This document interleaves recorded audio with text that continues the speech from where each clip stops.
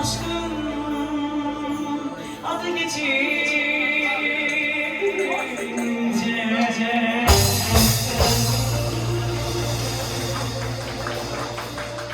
yıllardır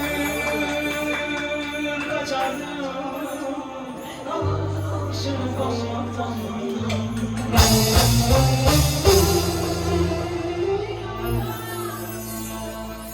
Bir anda oldu vazdedim her şey.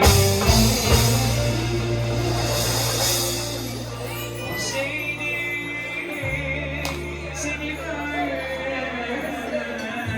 sevmezdim. Tanrım, nereden sevdim, nereden düştüm bu belaya? Yandım, isyan ettim, kurban oldum bu sevdaya. Vurdum gönlümü hasretine, uzak yollara.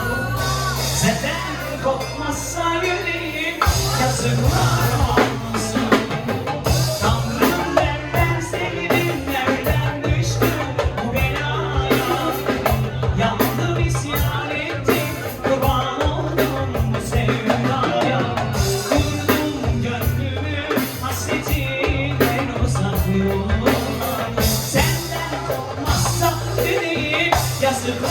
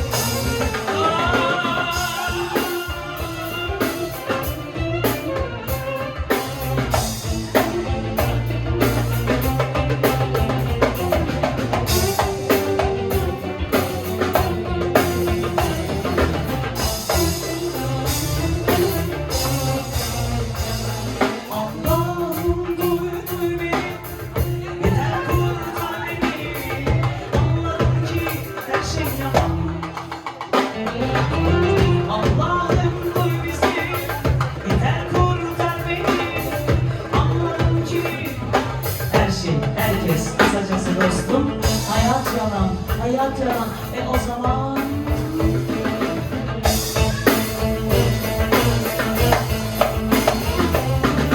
Tanrım, nereden sevdim, nereden düştüm bu belaya? Yandım, isyan ettim, kurban oldum bu sevdaya.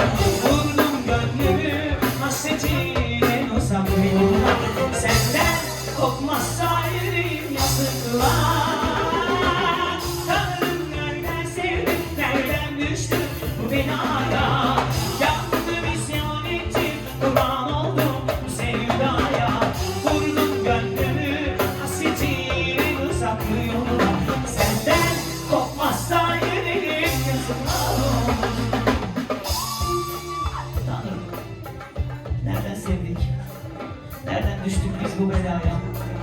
Yandık, isyan ettik, kurban olduk bu sevdaya. Vurduk gönlümüzü hasretin en çıkmaz yoluna. Esas senden koparsa yüreğim, yazıklar olsun sana.